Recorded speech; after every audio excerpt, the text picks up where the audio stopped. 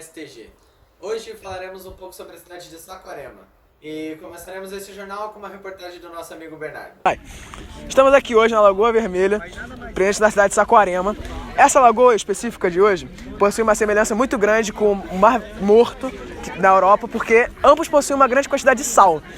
A salinidade aqui é muito alta. Isso aumenta a flutuabilidade do corpo das pessoas devido à densidade da água. Então, as pessoas às vezes se perguntam por que é mais fácil flutuar na praia do que numa piscina.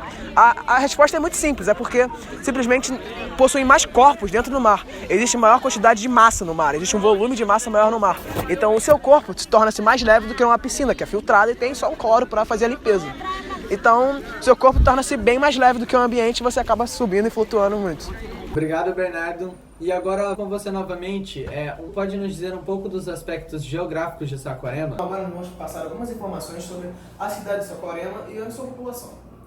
Bem, a população de Saquarema gira em torno de 80 mil pessoas e sua densidade demográfica é cerca de 210 pessoas por quilômetro quadrado. Então, apesar de uma cidade pequena, ela torna-se muito habitada em relação ao resto do estado.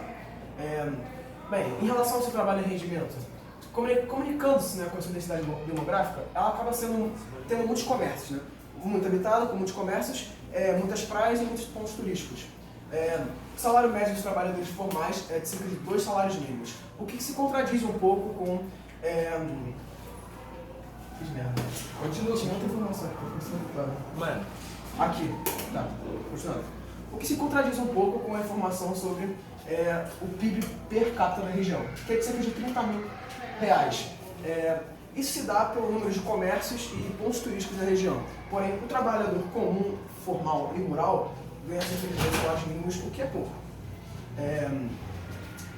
A população ocupada da região é de cerca de 23 mil pessoas, o que dá mais ou menos 30%, né, da população total da cidade de Saquarema. O que é muito menos do que o resto do estado, evidentemente. A taxa de escolaridade de crianças e pré-adolescentes é cerca de 96%. Apesar de ser uma cidade pequena, a maior parte da população está presente nas escolas municipais e possui índices de escolaridade baixos. Apesar das crianças estarem na escola, os índices de IDEB são baixos, né? Não registram um grande avanço na educação local. No ensino fundamental básico, né, do 6º até o 7º ano, cerca de 5,3%. Apesar da escolaridade de jovens ser alta, né, a taxa do IDEB é baixa. Então significa que muitos jovens estão na escola, porém eles não aprendem o suficiente, né? Do 6º ao 7º ano, que representa o início do ensino fundamental, a nota do IDEB na região é de cerca de 5,3%. E do fim do ensino fundamental, que é o 8º e 9º ano, cerca de 4,1%. Né? Com maior complexidade do ensino, a nota acaba por cair. Algumas informações sobre a economia. Já foi dito que o PIB per capita é de cerca de 30 mil reais por habitante, né? O que se contradiz com o salário mínimo dos trabalhadores formais. O percentual das receitas oriundas de fontes externas é nulo, ou seja, a região sobrevive da economia local. O total de despesas empenhadas pelo Estado é de cerca de 250 mil reais, e o total de despesas realizadas pela população é de cerca de 300 mil reais, em populações de mil pessoas. Agora, entrando no tópico de saúde, a mortalidade infantil da região é bem baixa, cerca de 10 óbitos a cada 1.000 nascidos. Câmera 2. Agora a gente vai para um poema do Chagas Álvaro, citado pelo nosso amigo Juanito. Temores do meu pensamento, tirando minha paz a todo momento. Gigantes e assustadores tormentos são meus moinhos de vento. Na solidão, perdido em desalento, uma brisa vira vento. Há monstros que alimento, uivantes medos que invento. Na verdade, são simples cataventos. Obrigado, Álvaro e Juanito, pelo poema. E agora nós vamos falar um pouco sobre o ciclo d'água, que está afetando a reserva de Saquarema.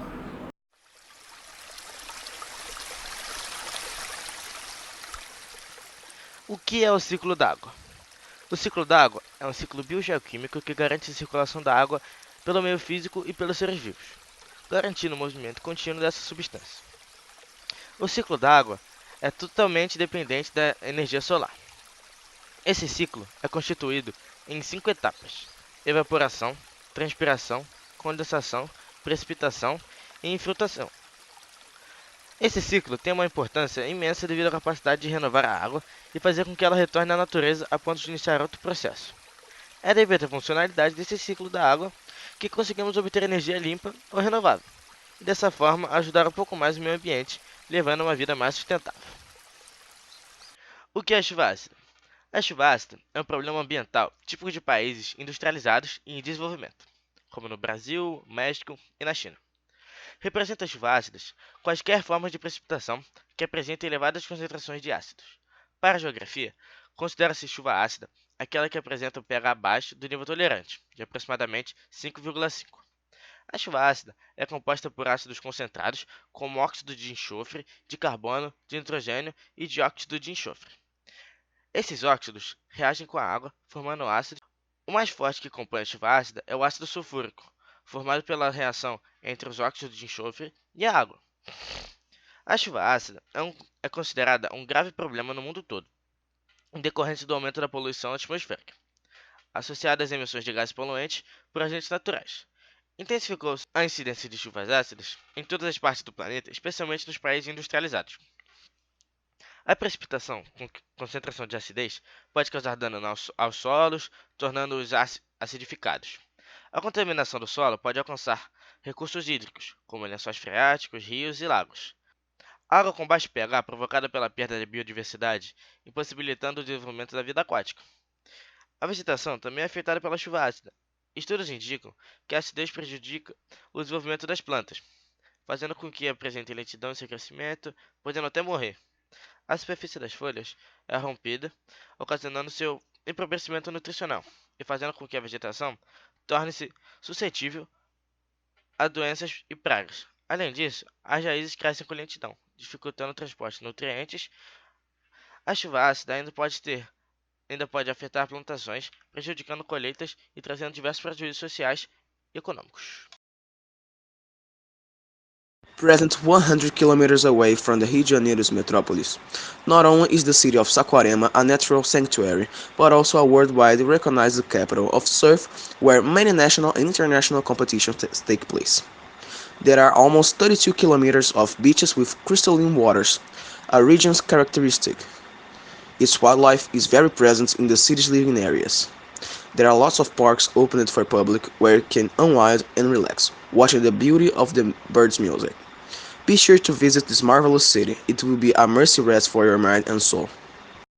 Voltamos agora com a nossa programação com uma notícia triste sobre os problemas que o turismo vem causando em Saquarema. Por acaso, como anda o sal na região das lagoas? O sal, você fala que a produção de sal isso, produção do sal. Ou a salinidade das lagoas? O que você... É porque a gente vai falar bastante sobre isso na salina. Eu vou explicar. Como na qualidade do sal. Exemplo, nesse tipo de lagoa, essa lagoa vermelha, eu não posso falar que ela tem 0% de esgoto, tá? Porque é água pluvial, tem alguns rios que acabam desembocando aqui, mas assim, é a água mais pura que a gente tem hoje Do Rio de Janeiro? em termos de lagoas internas, do estado do Rio seria uma das lagoas, poderia falar uma das lagoas mais puras em termos de qualidade de sal. Com certeza.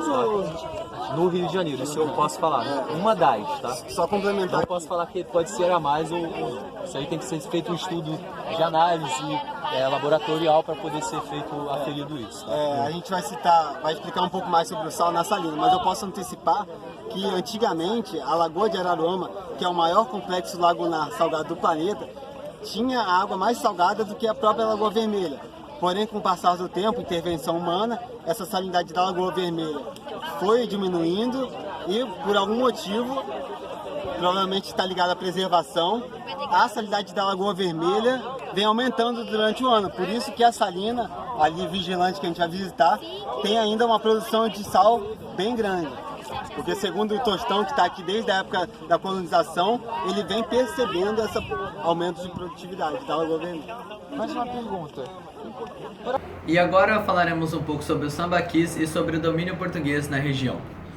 Os portugueses chegaram ao Brasil no século XVI, eles entraram em contato com os índios, que aqui viviam e tinham costumes completamente diferentes dos europeus. Diversos eram os grupos indígenas que habitavam o país. Provavelmente o mais numeroso era dos Tupinambás. Vamos saber um pouco mais sobre como eles viviam? As aldeias possuíam uns 350 moradores, de 4 a 7 grandes residências coletivas retangulares, as malocas, construídas em torno de um grande pátio sem nenhum tipo de divisão interna. Essas comunidades desenvolviam uma agricultura de subsistência, além das atividades de caça, pesca e coleta. Os principais produtos cultivados eram a mandioca, batata doce, vagens, amendoins, abóboras, abacaxis, bananas, entre outros. Eles cuidavam das plantações, das colheitas e transportavam os vegetais até suas casas.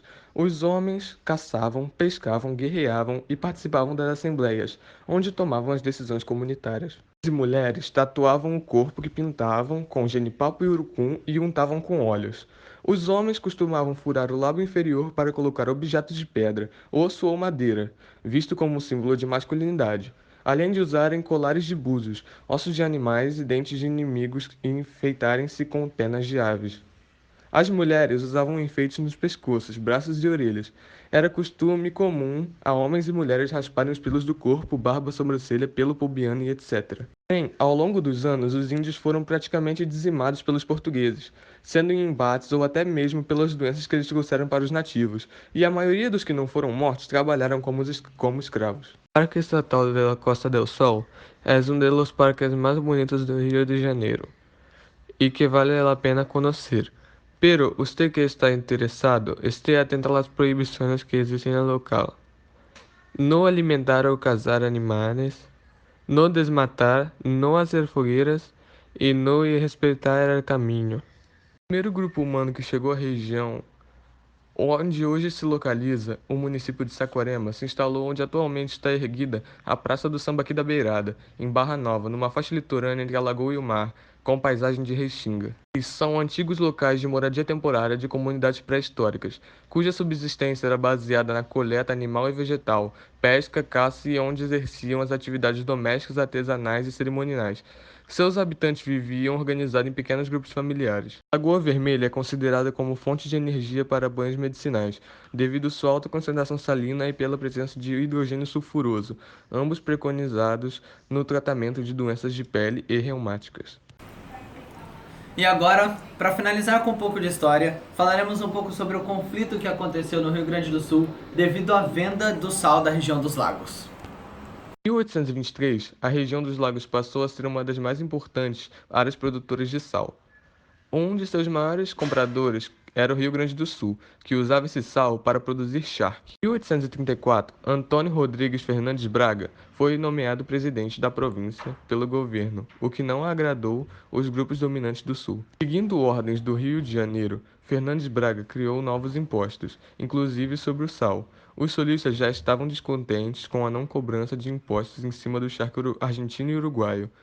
A nomeação de um presidente para a província e os novos impostos criados foram a gota d'água para a ocorrência da Guerra dos Farrapos. No início do conflito, o Rio Grande do Sul entrou em guerra com o governo brasileiro. Consequentemente, parou de comprar o sal da região dos lagos. Obrigado por terem acompanhado o Jornal STG e até a próxima.